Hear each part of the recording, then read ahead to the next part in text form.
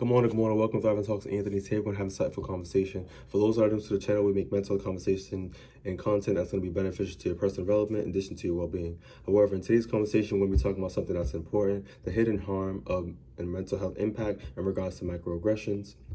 I want to be able to educate viewers on microaggressions and how it negatively impacts our mental health, particularly in marginalized groups, and provide strategies in regards to resilience, advocacy, and recovery.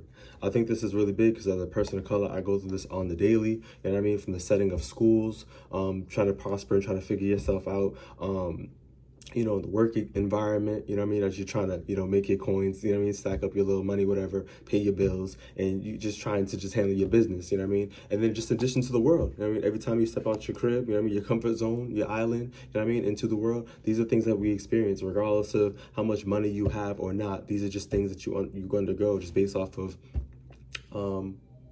bias. Right, so I really want us to dive into these emotions, you know what I mean, that discomfort, or you know what I mean, you may not even realize what's happening, but it's good to have that insight and that self-awareness. So please stick with me, and we're going to dive into the impacts of microaggressions. Let's dive into our first intro, just diving off. I want to ask you guys a question. Ever walk away from a conversation, ever felt like, this was kind of off and you couldn't really understand or couldn't explain why? You may have experienced a microaggression, and like I said, I want to dive into this uncomfortable or this confusion feeling today. So in regards to our first segment, what are microaggressions? So they're subtle, often unintentional behaviors, comments, or, that communicate bias, right? So it could be verbal, behavioral, or environmental. Like I said, they can happen in different settings. So example I want to be able to provide for you today is someone is asking you, where are you really from, right? So you gave them an answer, you provided them, your truth, your reality, and they're really just questioning your intelligence.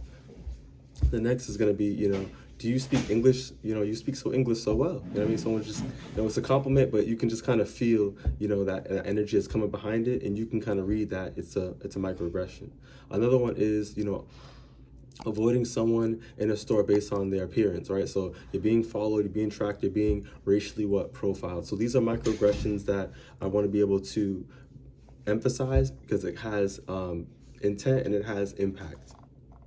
Moving to our next segment, I want to talk about the psychological toll, right? So repeated microaggressions trigger chronic stress responses. So this is stress, essentially brings us down. It's hurting the body. It's really painful, excruciating experience, right? So something that you don't want to experience, that's a psychological toll. So I want to be able to bring that into mind. Next, it is also linked to, anxiety, depression, and imposter syndrome, and social withdrawal. So you want to be more isolated, right, in regards to this. Next is people from marginalized communities often internalize these experiences, so they're really taking it in. It's really causing harm. In addition to this too, emotional exhaustion and identity fatigue are common outcomes, right? So it's pulling someone's energy down. So these are psychological tolls. In regards to some real experiences, I want to provide an example. For instance, imagine, a person of color, like such as myself, is in an elevator, maybe with my headphones on or off, it doesn't matter. I'm just, waiting to get to the next floor, whatever. And I'm in this busy building. Another person, let's just say they're not of color, right?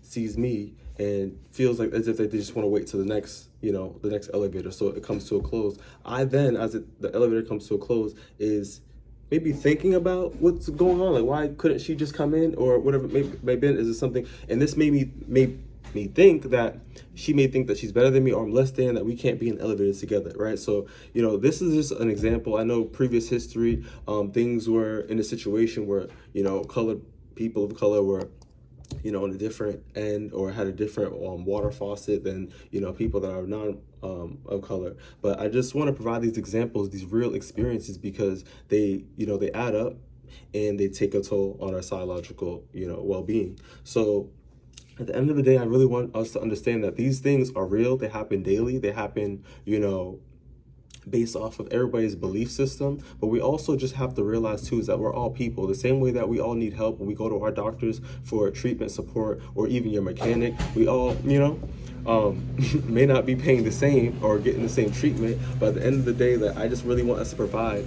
the reality of that these things are real and they do happen, and like I said, real experiences, right? So I really want us to know too that there is an emotional and psychological response in regards to hesitation, chest pains, or even isolation.